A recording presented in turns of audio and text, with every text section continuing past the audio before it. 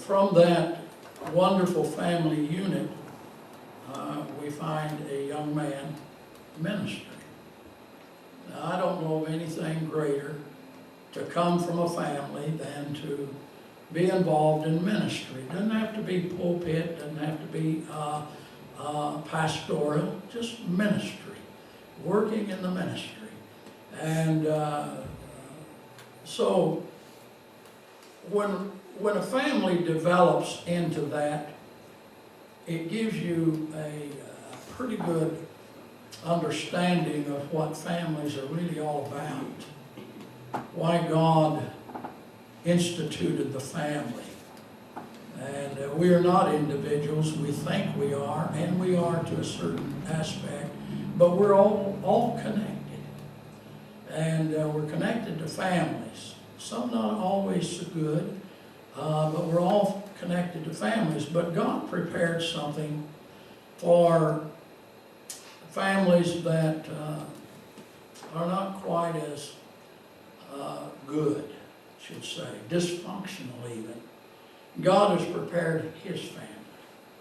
And that's a family we are right here, that we share and we relate and we enjoy, and we have a wonderful comfort with each other. So family is so very important, especially when a family evolves to a greater family, the family of the Lord. And we've got family members out there that we haven't even met yet. Some probably down the street here. Well, undoubtedly, I know the pastor down here at the Church of God on the corner, just a few blocks down, wonderful man, and I appreciate him, appreciate some of these people there, good brothers and sisters, and so we're evolving into something wonderful that the Lord has prepared for all of us. And so I appreciate families, and I said that to let you know that Rod Brown is special in our eyes, not just because of who he is, but because of who his family is also, his background. But I appreciate him when he called. He said, yeah, I'm coming to, he's actually in New Jersey. He said, I'm coming to California. I'd like to have, another place to speak or whatever. I'm evangelizing around. And if you've got that calling, you need to do it once in a while. So I said, oh, I'd be glad. And so with a couple of weeks' notice, here you are, Brother Rod Brown, and I appreciate, we've had some great discussions last night, enjoyed this, enjoyed talking about old times and what have you, and so we're today here going to introduce our speaker, Brother Rod Brown, who's going to introduce the greatest individual that ever walked the face of the earth. And he'll be talking about him and introducing him. So Brother Rod Brown, if you would come up here just a minute, we're going to say a word of prayer. And I'd like for you to bow your heads with us as we pray. Lord Jesus Christ, grant to us this morning your word, your truth. Your truth is superior to anything else. It is inferior to none. We appreciate your truth. And Brother Rod Brown is here to be used by you. So Lord, bless him. Inspire him, direct him, and give him, Lord, that word, that bread of life, as he breaks it with us this morning.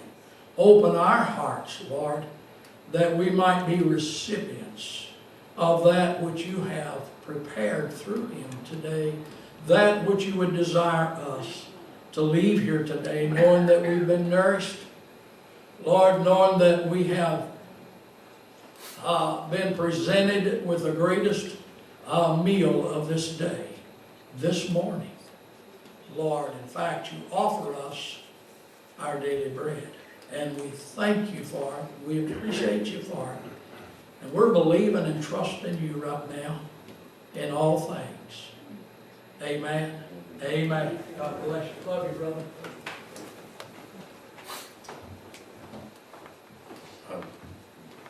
days. It's been a long time. Let me turn this thing on over here, because I always wonder. Is my, it's been a long time. Back to the day last time I preached out California or traveled around.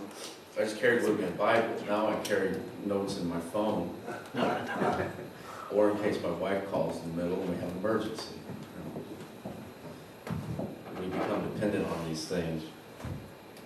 And I did have more hair back then. I don't look at it as the loss of hair. I look at it more as a Wilbur's Life starter kit. That's what I got going. And I told him this morning, I said, I made all those jokes about his receding hairline. And we had this puppet ministry, and I think at one point we roasted him one time. And I'm thankful because, Elijah called down fire upon those that made fun of that. And all Wilbur did is call down the loss of hair from me. So it's not so bad. But it's great to be here. I'm going to share with you, it's kind of interesting. We reconnect with people on Facebook. It's good to have Brian here and his family. Brian and I are good friends in camp, and I think I introduced Brian to Petra and some Christian rock music, get him off that devil music. And, come to find out, he's actually been promoting concerts for the choir, which is Derry Doherty. Some of you know Derry Doherty, his band. And they have something going on tonight, so I'm going to get to go with him. And I'm so glad that he's come so far that we're going to see a Christian band and he's not taking me out to see Ozzy Osbourne or something. But God has done a work in my life in the last year that I could say with all honesty and sincerity has radically changed me. And in these days we reconnect on Facebook, with people, and you know how that goes. You find somebody you haven't seen in forever, and they go, "Hey, how you doing?" "I'm doing good." "It's great to talk to you again." "Yeah, it's great to talk to you too." And that's it. That's all. You look at some pictures of their kids and see how time is taking its toll on them, how they survived, and that's about it. That's about the extent of our reconnection. We assume a lot from the last time that we saw them that everything has pretty much gone the same, and they're still doing the same thing. So I have people, you're still preaching, you're still pastoring, you're still doing this, you're still doing that, and a lot has happened in the last 10 years of my life. I was state youth director here, and when most of you, when I preached the most around here, and we remember that. That was back in 80s, 89, thank you. That was, 89, 90, and I was trying not to make it sound like it's so long ago. So somebody speaks up. That was when Reagan was president. I get back in New Jersey now. I got to tell you, there's some meetings I go to back there where there's some very up in age guys in there, and they all ask me the same question. Why would you move from California to New Jersey? Because it's so beautiful out there. And they'll talk about, man, the sequoias and the redwood forest is so beautiful. And the honorary side of me would say, and we thank you for planting them. We appreciate it. They're not quite that old. So what my goal is today is to share my testimony. I'm going to preach a little bit if we have time. I'm just going to go by this clock here, and if you watch that clock, you can see how long this sermon goes. We're starting at 10 to 5, or is it 10 after 5? And if I go past 5 o'clock, you'll tell me I went too far. I haven't seen that hand move since sort of started. I pastored for several years after that. I went to national evangelist for a few years, and then we went to Kansas City. I pastored in Kansas City for a few years, and then went to Spring Valley down in San Diego, and I pastored there for 14 years, and then in 2009 I stepped out and pastored. And what happened after that is what I want to talk about today. And I want to share with you a story that, and I don't mean, this is not for shock value, this is not to glorify anything, but this is to, other than God. This is to glorify God. This is not my story, this is His story. And God has been using this story to set some people free and to give a message of hope, a message of freedom, and a message of a God that never stops loving us no matter what. No matter what. God has amazed me in the last year of His great love for me. And I'm telling you, sometimes He has to remind me in ways that I get blown away. The ways that God just finds simple ways to speak to me.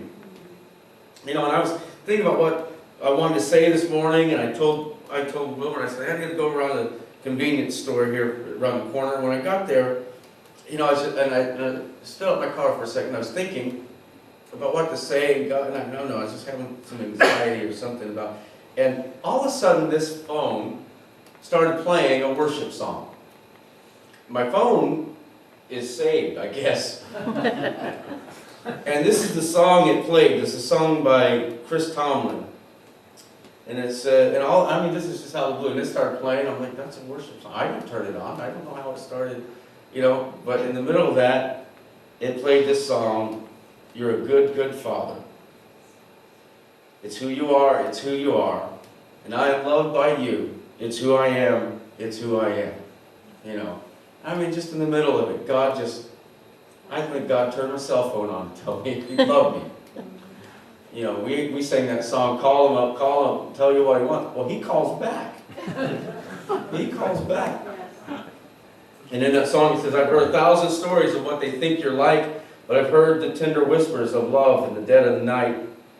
You tell me that you're pleased and that I'm never alone. You're a good, good Father. It's who you are. It's who you are. And so this story is a story of me hearing His voice whisper in the darkest of night. I want to read in the Bible. Last time I didn't wear glasses either, so I'm a mess, but I'm loved by God. In the Bible, if you turn to Matthew the 27th chapter, we may have read this recently during the Easter season. And this is about the death of Jesus, and later, you know, we in the 28th chapter, we read about the resurrection. At the 50th verse of the 27th chapter of Matthew, I'm reading out of the NIV, and it says, and when Jesus had cried out in a loud voice, He gave up His spirit. And at that moment, the curtain of the temple was torn in two from top to bottom. The earth shook and the rocks split.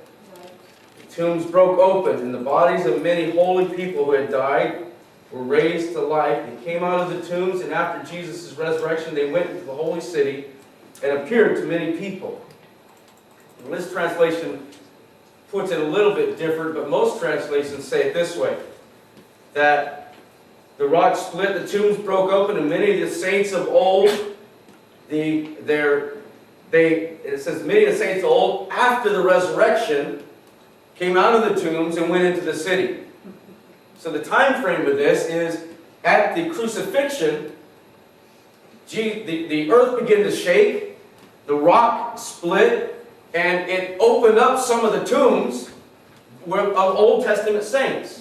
Now, they didn't come out of the tombs at the crucifixion, but it says after the resurrection, they came out of the tombs. In the 28th chapter, we read about the resurrection. If you read in the 28th chapter, in the second verse, again, we have an earthquake. It says, then there was a violent earthquake, for an angel of the Lord came down from heaven, and going to the tomb, rolled back the stone and sat on it. His appearance was like lightning, and his clothes were white as snow. The guards were so afraid of him that they shook and became like dead men. This is the first time we read about somebody scared to death. Yeah. You know, that they were there guarding the tomb. They had gotten instructions to guard the tomb, not from angels and not from God raising them, and they didn't believe Jesus would come back to life. But they thought maybe the disciples would come and steal him out of the tomb and then go spread this lie that Jesus had risen from the dead. And so think about it. You're this guard that is, I mean, these are trained guards. These are supposed to be the SEAL Team 7 of the Roman Legion. And they're ready. Nothing scares them. And this earth begins to shake. The stone is rolled away. One of my favorite songs right now. And if you ever get a chance to look up on YouTube, Bethel Music. And it's Forever. And in that song there's a line that says, the ground began to shake. The stone was rolled away. His perfect love could not be overcome. So death, where is your sting? Our resurrected King is alive and risen. Our King is alive and risen because when he went into the grave, death couldn't hold him. That's true. Yeah. And when he came out of the grave, the Bible says he's come to give life to the world. Yes. When someone want to talk about when God creates these situations, when all hope is gone, and everything is looking bleak, God does something in our lives sometimes where the ground begins to quake, and life begins to happen.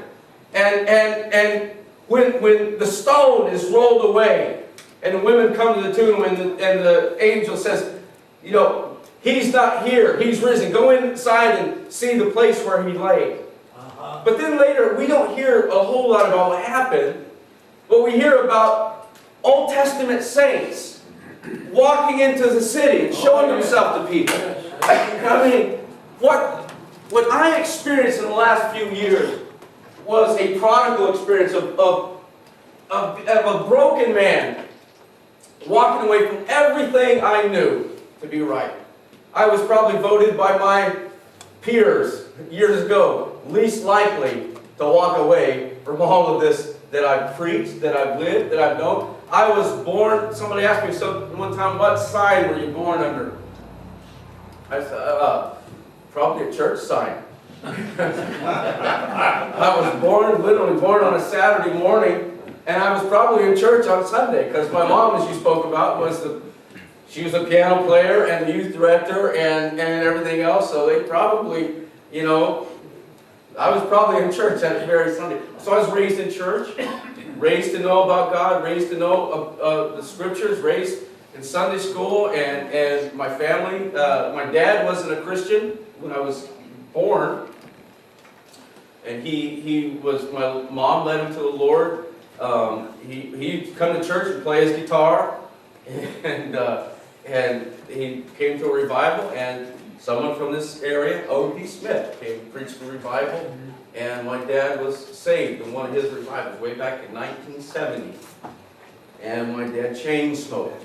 I mean, chain smoked. He'd light one right after another, and they were the non-filter, pure tar, nicotine, you know, stuff. I barely remember my dad when he smoked so much, but you know, he got saved, and he came to us kids. I remember him crumpling up his cigarettes, throwing them in the trash, and kicking up his heels. Remember that ad campaign, I Kicked the Habit? Did anybody remember that? That ad campaign was up, so my dad did that, and I kicked the habit. So the next few weeks, he'd given up smoking and taken up gum chewing. He had more gum wrappers falling out of his truck. He was white knuckling it, but he had something new that happened in his life, and he didn't want anything to get in the way of it. So my dad was saved, my mom was saved. They were part of the youth life team. They'd go out to the beach and share Christ with people and have bonfires, and my dad was just on fire for the Lord.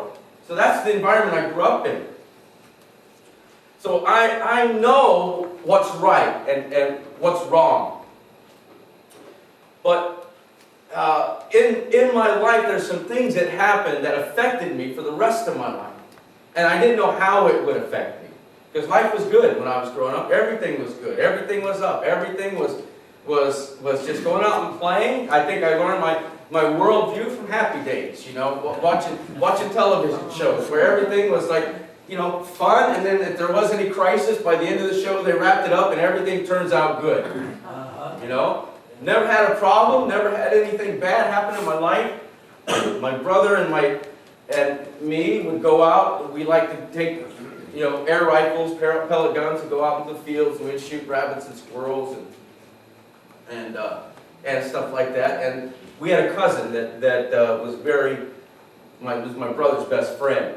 And the three of us, when I was 10 years old, we went out to go just, on one of our big hunting. That to us, when you're 10 years old and you're shooting rabbits, you're thinking you're a big game hunter at that point, So we went out on this little trip, and when we went out to the fields, my brother and my cousin were cutting up and laughing, and they were making fun of family members and all that other stuff. And I can remember them imitating some of our cousins and aunts and uncles, and just laughing as hard as they could. And as we were walking that day hunting, my brother was out front, and Aaron was in the middle, and I was walking behind him. I was the tag along. I was so happy they let me come along. Aaron's little brother didn't get to come. He was 8 years old. I was 10. I was of the age of accountability at that point. So I came. So all of a sudden, something happened. I heard a shot. And I thought they'd found another rabbit or something to shoot. And instead, what happened is my brother tripped. We were crossing a creek bank, and my brother tripped over a rock, and his gun fell, hit the ground, and the bullet went off and ricocheted off of a rock and caught my cousin up in the eye. And the diameter of the bullet was literally just small enough to fit through his eye socket and went into his brain. And so I was 10 years old, and I heard for the first time the sounds of somebody suffering. And this is the first time something tragic had happened to me. I remember seeing this unfold, and it just horrified me. And my brother was in shock, and my brother was wanting, looked at me and asked me to stay there with him, and he would run for help. But I was scared to death to stay there with him because I didn't know what I could do for him, and so we both ran for help. And that day, everything in my life, there's a term they use in psychology, they call it arrested development. I mean, the path I was developing as a child at 10 years old, everything was innocent, everything was fun, nothing bad happened. But that changed that day. Something very big and something very adult happened to me is this tragic accident. And I remember something took over in me that day. That I was able, when me and my brother ran for help, my brother was kind of in shock and in fear and didn't know what to do. And something took over me where I just began knocking on doors, and we ran for a mile or two, and I just pounded on doors. People opened the door. We didn't have 911 back then. We just, you called people who called the sheriff or called the emergency services. And first few houses wouldn't let us in, and finally somebody came to the door, and he was an off-duty police officer. And we're both, something's happened, our cousin's been shot, we're trying to get help. And I ran in, and I called. Grabbed his phone, and I called my parents, the only number I knew, and they called for help. That day, I would play over in my head over and over and over again for the rest of my life, almost every day. And it was something that, what created that day, it wasn't so much that there was trauma in the event, but as a 10-year-old who doesn't know any better, there was a mechanism that I developed right then and there of stuff it down. I couldn't cry, I had to go react and get help. So I learned how to stuff it down to get things done. And so when this police officer came back and they were able to get help for him, I remember them bringing the fire engines and the ambulances and everything coming out, and then I was ushered over to where my mom and them had driven up, and something weird I remember is I couldn't cry. I wanted to. I was, but then again, in my mind, everything's going to work out. It's all going to be okay. They got him off to the hospital, and the way things are, everything has a happy ending. But it didn't have a happy ending. 4 days later, my mom and dad come home from the hospital, and they told me, and I was out in my cousin's driveway playing basketball, shooting hoops. I remember my mom coming and telling me, well, Aaron's gone home to be with the Lord. And I just remember saying, he's dead? And she said, yeah, he's passed away. He's home with Jesus in heaven. I said, oh. And I started dribbling the basketball again and just went back to playing basketball. And it always puzzled me why I couldn't cry. Even going to the funeral, I thought, well, when I get to the funeral, I'll let it out, and I'll let out a good cry, because Aaron was, I mean, he was full of life. He was like a big brother to me, the second big brother. So everyone crying around me, I couldn't cry. And I learned to just stuff things down. I remember my parents didn't, I didn't go to any counseling, I didn't go get any therapy, I didn't get any help or anything like that. But because I looked like I was okay. You know, and you ask me how I'm doing, I'm like, you know, he's playing, he's shooting basketball, he's, you know, and all that stuff. He's acting like a normal kid. But I wasn't a normal kid. Innocence ended that day. And from then on, it's like I was just thrust into adult level problems. So then, not too long after that, I mean, my father and mother, they really had spent a lot of time trying to help my brother, because my brother dealt with so much guilt. He dealt with so much stuff worse than I did, because it was his gun that had went off, and his best friend and cousin had died as a result. And my brother has really had to deal with a lot with that. So my family spent a lot of time working with him, and I just kind of left to my own to, you know, kind of manage through this.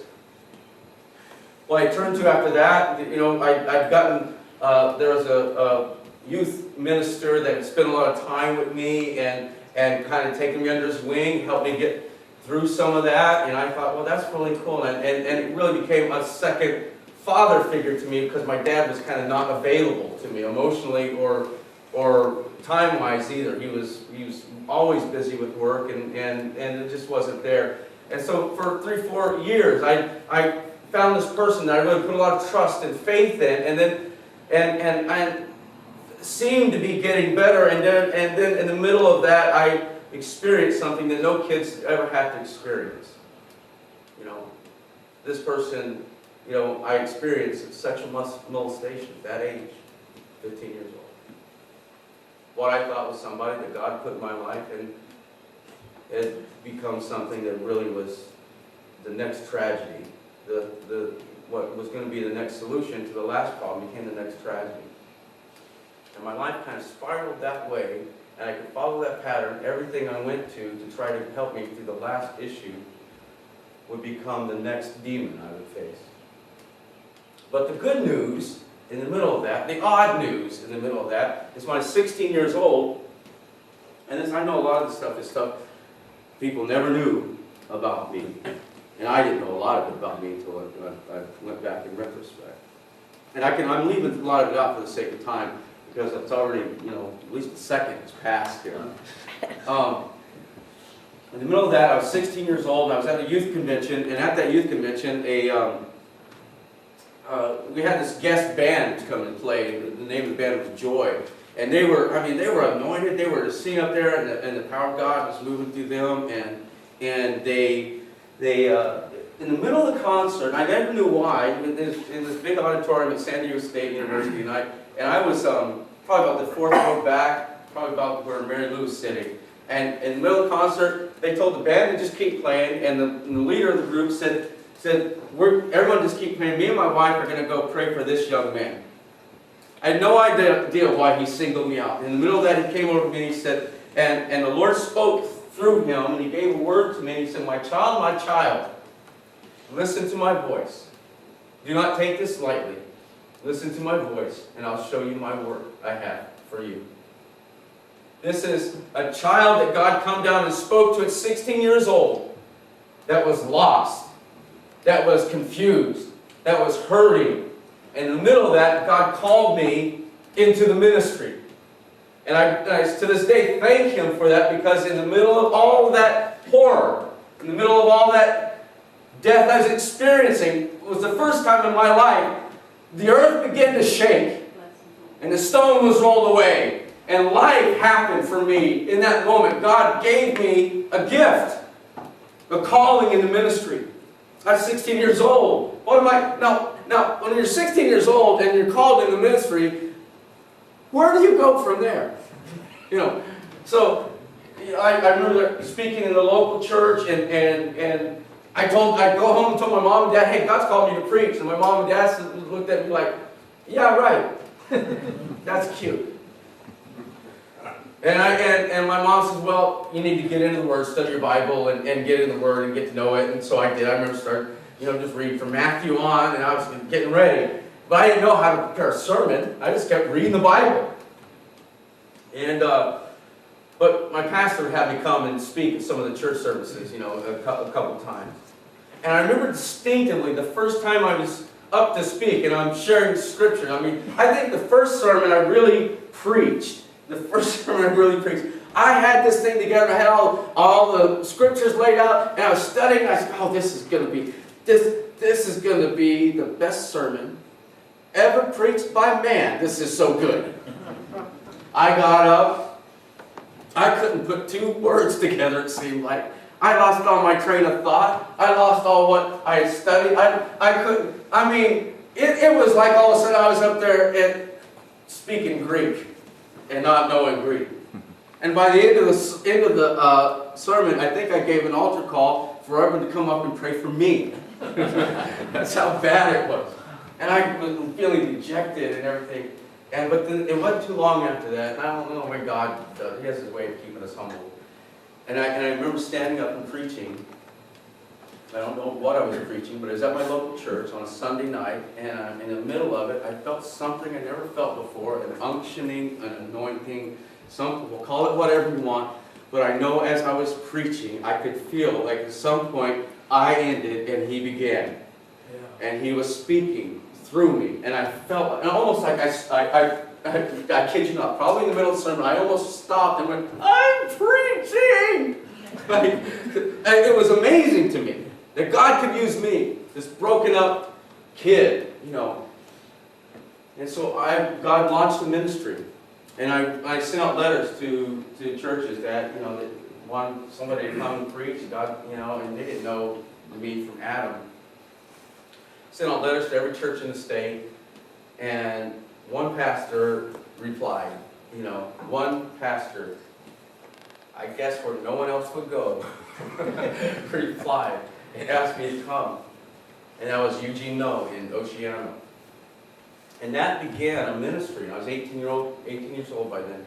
A ministry that God would just open a door after door after door. And it went all over the state of California, all over, and then it began to go to other states, Oregon, Washington, Alaska, Virginia, and all over the country. And I was busy from then on. At a point I surrendered to God, and God used me in ways that would blow me away. I had the best time of my life. And that staying busy and preaching, it really kept a lot of that pain. And remember, every painful event I had, I still had things stuffed down. I still had a lot of junk in the basement. I still had things that I never processed, I never got out. And how many know that no matter what you go through in your life, good, bad, and ugly, that happens in your life, we are emotional creatures, and we have to process that. When something good happens, we're supposed to laugh. The Bible says there's a time to laugh, there's a time to cry, there's a time to mourn, there's a time for dancing, there's a time for all of that. When we have something good happen, normally we are supposed to process that, get that out, laugh. I heard the speech of Jim Favale, the basketball coach that was dying of cancer. In his speech he gave at the ESPN, the ESPYs, when he won an award, Lifetime Achievement Award. And he said, everybody should do 3 things every day to have a great life.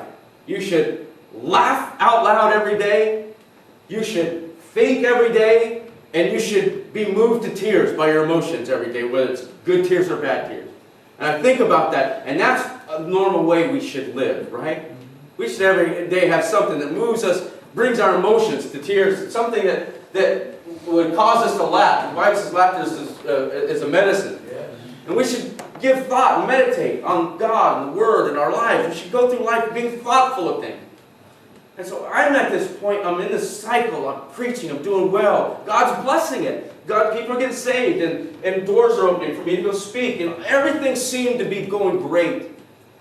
But this thing down here was like my inner sad passenger I carried with me everywhere. Even when on the outside everything looked like it was going awesome for me, what a lot of people didn't know I would preach a revival. I remember a revival I preached in Phoenix, Arizona.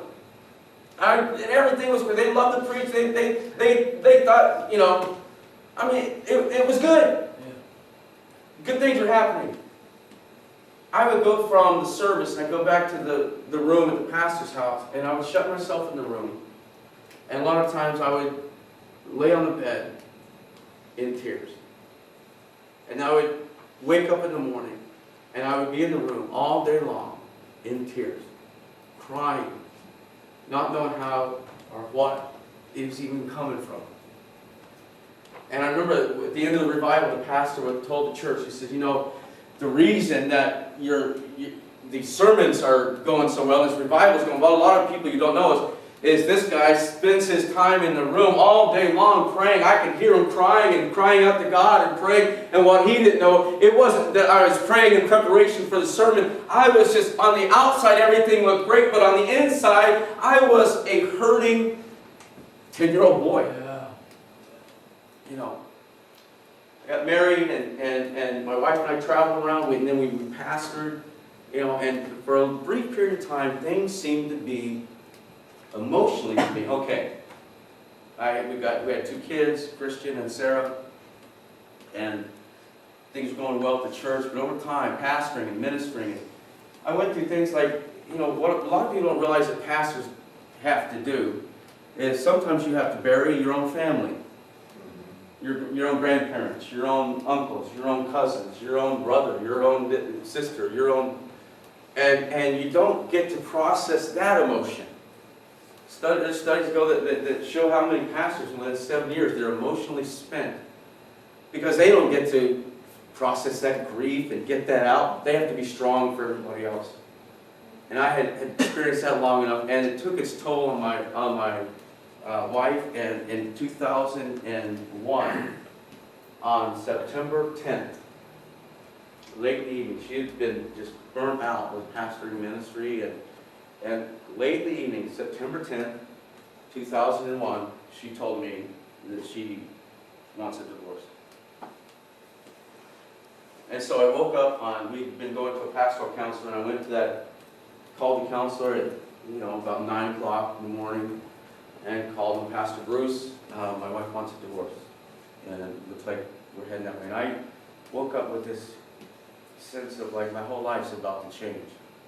And of all the painful things that I've been through, again, I'm leaving a lot of it out, all the painful things I went through, that shook my world probably more than anything else. Of course, the pastor, he said, have you turned on the TV?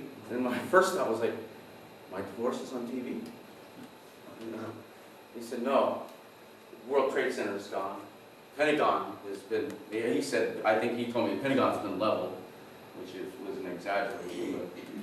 So I turned that on, and I remember that day being one of the darkest days of my life. I would cry over what's going on in the world events, and I'd cry over what's going on in my own life, and in a sense, it was a day my Twin Towers came crumbling down. And for a while there, I was focused on just trying to get my kids through this experience, and it was hard. And I went to the church, and I came to the local church, and they were so good, but I came to them and I said, I offered to step down and resign from the church because who wants a pastor that's gone through divorce? You know? And I came to them and I offered my resignation, and I remember in that room, people stood up. My uncle was one of them. He stood up, he said, Pastor, you've been there for us in our darkest days. You've been there for us when we went through stuff. You've been there for us at the hospital. You've been there for us when, you know, we've had funerals and people. You've been there for us. What kind of church would we be if we abandoned you now? And they stood by my side. And I'll never forget that. But I remember they told me, just take a couple months off. And I did. I took a couple months off. We brought different people in to preach in the pulpit. And I was trying to go through this. Again, this is all new territory. We have never done that. No one in my families went through a divorce. And I'm going through a divorce. And I was a minister. And the feeling of failure in that is overwhelming. I mean, just the feeling of like, what could I have done different? And how are people going to think? And I was feeling abandoned by God. I remember getting on my knees in my room, and I cried as hard as I could to God. And I told God, not my family, Not my family. Don't let this happen to my kids, to my family, to my marriage. Please, God, I begged him. And again, my old way of thinking would be, everything works out. Everything's going to work out. This is going to be a great testimony. I'm going to be able to share with people how that even though everything looked dark, my marriage came back together, and it didn't happen that way. Divorce happened. 2 months later, I ran out of people to come and speak at the church on Sunday, so they asked me to come back, and I came back. I remember in the middle of that, my dad, bless his heart, this is being videotaped, my dad. Sorry. But I remember him saying, "So what's the big deal? Just get up a sermon, go back in the pulpit and preach." And I want to tell him, put yourself in my shoes. That's the big deal. It's not easy as you think, but I did. I got the sermon together and went back in the pulpit and I preached, and God blessed it. Again, it's His Word. When you deliver the Word is life, and the Word will touch people, and the Word will help people. So I get up, I preach the Word, and everyone's kind of like, praising God, hallelujah. And several members come up to me and said, "Pastor, it's so good to have you back. It's so good to see you're back on top, and you're back in the saddle, and it's so good to see you back again." But they didn't know I was walking from there. I go home to a broken home, where my kids just asking me, "Dad, are we a broken family?" I don't know how to answer that. And so I didn't have time to process that. I didn't have time to heal. I didn't get counseling for it. We didn't do that. I didn't seek help for it. I just white-knuckled it, went back in the pulpit, and from then on we carried the church another 8 years pastoring that way. God brought a wonderful woman in my life. We married, they're doing well, and she's a beautiful human being. And but I hadn't processed what I went through. I hadn't processed, I sought through our elders and our overseer and everything. They did the best they could. They supported me, but they couldn't take the pain away. They couldn't do for me what only God could do. So you know what I did with that? I opened up that basement that I learned as a 10-year-old, and I just shot all that stuff down that same basement, closed the door. It's great now living in New Jersey, they have basements. And when the kids mess up all the house and everything else, we got company coming over, I love it. You just open the basement door, shove all that stuff down there, close the door, and nobody sees it. But just because nobody sees it doesn't mean it's not there. It's still there. And if anybody could open that basement, they'd go, "You gas, what kind of life do these people live?" It's my kids' fault. And that was what I did. When you don't know what to do, I just put down that same basement, shut the door, and everything's going to be all right. And as long as I could just have a few good experiences here and there, we have a good day, maybe everything's okay. But it wasn't. Went through an extremely difficult time period in the church, and I don't really want to get into too much detail with it, but by the time I left the church and by the time I left the pastor, I was broken, wounded, and I felt abandoned by God, by my brothers and sisters in the Lord, by the local church. I felt eat up, chewed up, spit out, and left for dead. And that's literally how I felt. I probably should have left the pastorate a few years before, but because there was this big crisis going on in the church, I stayed to get the church through the crisis, and I left. And the final day I left, I came to the church, and I told them, this is what I told them. I probably said this just to smooth things over. I'd leave in a gracious way. I wanted to get out of there because I thought, you people are going to kill me. But I told them I'm going to pursue other ministry ideas. God is going to open up. I honestly didn't know what it would be. I had no immediate thing. For a few months after that, about half a year or a year maybe, another pastor friend in the San Diego area had me come and serve on staff at his church for a little while and teach and stuff like that. And that was good, but what he thought he might get in somebody on staff to them was the rod he might have seen on the outside, but on the inside I was in no place and no condition to do any more ministry whatsoever. I was spent. I was burnt out completely. And so I got a job. I had to go, my career was pastoring, so I had to go get a job to feed my family. And I got a job in the corporate sector, did very well. I used my people skills to work in sales and to teaching skills to teach sales. And so I became a training manager and created programs for our company. We generated $121 million of additional revenue through the programs I was able to create in that company. So I was at the top of my game up there. But I was getting further and further. The last day I preached, I remember I was walking, I was on a walk, and I remember thinking to myself, God, what's going to keep me in your word? Because every week I was studying the word to preach. All the times I would preach revival stuff. I'd be in the word, constantly in the word. And it's not just for the purpose of preaching, but it would feed my soul as well.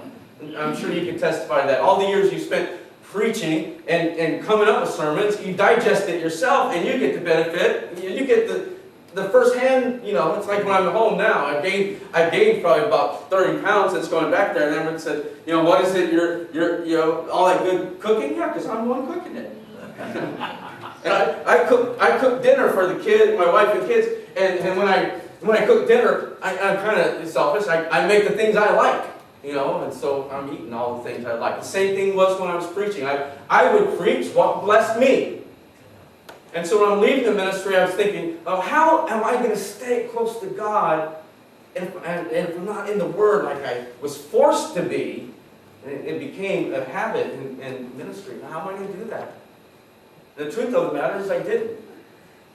I got further and further away from God, and further. I had this pain and stuff, and this new crisis I went through the local church, and all this stuff. I left broken. I felt like I failed as a pastor.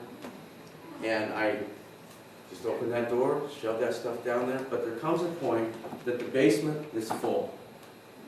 It's full. There comes a point, like, you ever seen the thing on the performers that will spin a plate on a stick, and they put another plate up and spin it, and then they get this one, they get a bunch of them going, and then that one at the far end starts to wobble and fall off, so you run over there, and he'll spin that one, he'll spin this one, spin it, and then he'll add. But if he adds too many plates, once he adds too many plates, they start to fall and they start to crash. Or a juggler who juggles, I can juggle and I can't entertain my kids with juggling, so I'll juggle like 3 ball. I know how to a little bit do 4, but not really. But I can do 3. When you throw the 4th one in, it gets kind of iffy. If you throw the 5th one in, you know what happens? Even when I'm juggling 3, somebody throws a 4th ball in, what happens? Does that 4th ball fall? All of them fall. When you add 1 too many of what you're capable of handling, it's not just that new thing that falls, everything crashes. And that's what happened in my life. Everything began to crash. I began to escape and get away from, I traveled for work, and as I traveled for work, I began a process of doing things I never dreamed of doing before. I began to drink, get involved in alcohol, and getting away from me. That gave me a feeling of feeling okay for a little bit.